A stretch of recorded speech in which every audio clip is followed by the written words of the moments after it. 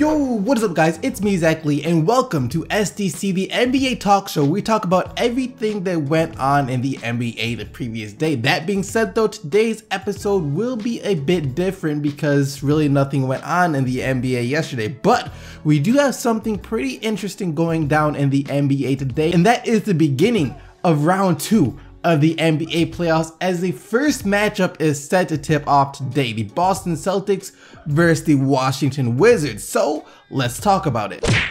And by the time that you're watching this, game 1 is either about to start or is already over. But this is probably going to be one of the most intense playoff series that we've seen so far. There is no denying that these two teams have a bit of history from the regular season. I mean, back at the beginning of the season when the Wizards were struggling as a team, John Wall got into it with Marcus Smart and wound up getting ejected from that game. The Wizards still won that game 118-93. Then in their second matchup a couple months later, John Wall got into another scuffle. This time though, it was after the game with Jay Crowder, when Crowder poked him in the nose. The Celtics won that game 117-108. And then that's when the Wizards decided to make things personal by wearing all black to their third meeting of the year, calling it a funeral for the Boston Celtics. And the Wizards most definitely did murder Boston that game 123-108. Then in their last meeting of the year, Brandon Jennings, who was a newcomer to the Wizards at the time, I guess wanted to show his loyalty to the team by trying to start a bit of beef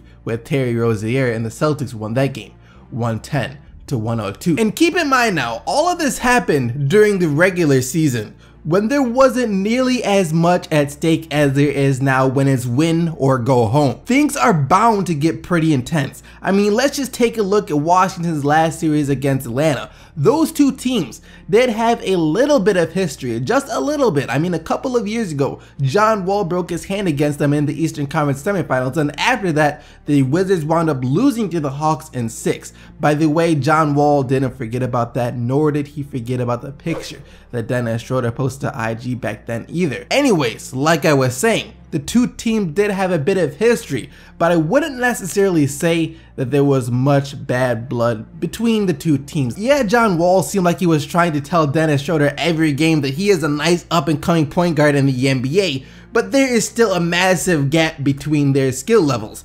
And then there was the whole fabricated thing with Markieff Morris and Paul Millsap, where it's pretty clear that Morris was just trying to get into Millsap's head, and it didn't really work as Millsap still had a great series, personally at least, but there was no like real altercations throughout the games. However, I really don't think I'll be able to say the same for this series. These are two teams that have guys that aren't afraid of doing the dirty work, guys that won't back down from anyone, and guys that love to talk. You put two teams like that in a ring for 7 games where only one of them is allowed to come out, and something is bound to happen. Well, that's just my opinion anyways, as during the interviews yesterday, the players kind of tried to downplay the series a bit to the media. Bradley Beal saying, "We're not fighting out here. We both play hard. We both are competitive. We both want to win. We're going to keep it clean." And then Jay Crowder adding to that by saying, "I think it's just two teams playing hard. And there's a lot of guys on their end that play hard, play nasty, play feisty,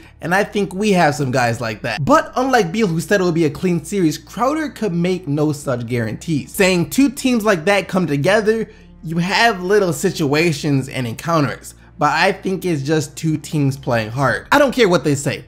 I still think there is no possible way that things don't get a bit chippy in this series. It may not happen game 1 or game 2 or game 3, but as the series progresses and draws closer and closer to an end, the players are going to be doing everything in their power to make sure it's not their team's season who comes to an end.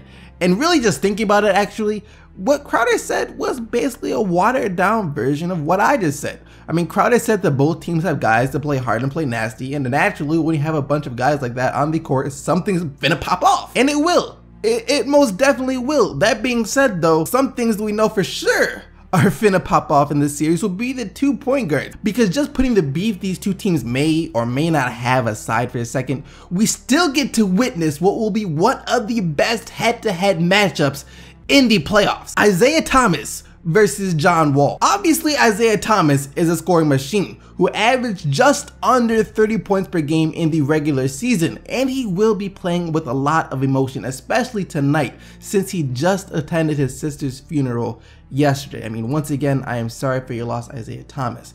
And then on the other hand, you have John Wall. And this is a guy that a lot of people were asleep on him before, but definitely not anymore. I mean, John Wall has elevated his game to a superstar level, which even prompted his teammate Brandon Jennings to write a lengthy article on the Players Tribune for why John Wall should win MVP.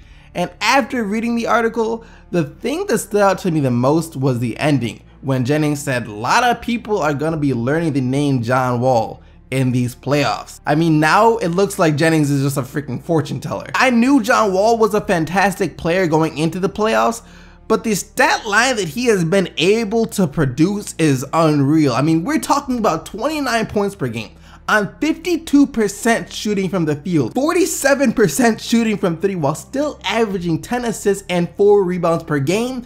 That's insane. But I guess it's not a surprise whatsoever for Brandon Jennings. The Celtics do, however, still have one of the best wing defenders in the NBA in Avery Bradley though. So let's see if he can slow down John Wall even the slightest bit in this series. In a series that will be a good series. Speaking of John Wall though, you guys did vote him for player of the day yesterday, as in the closeout game against Atlanta, he had those 42 points, 8 assists, and 4 steals. And of course, there were no games yesterday, so there will be no player of the day voting today. So instead, I'm gonna ask you guys this simple question. Who do you got? Wizards or Celtics? You guys can vote right now by clicking the little card right here. Even if you are on mobile, you can still click it and you can vote for who you think is gonna win. Other than that though, thank you guys for watching the video. Hope you guys enjoyed. If you did, don't forget to leave a like on it and subscribe if you want to stay up to date on this series and every other series that goes on in the NBA, along with any other NBA news on a daily basis. And until tomorrow, keep getting the buckets, Team STC, and I'm out of here.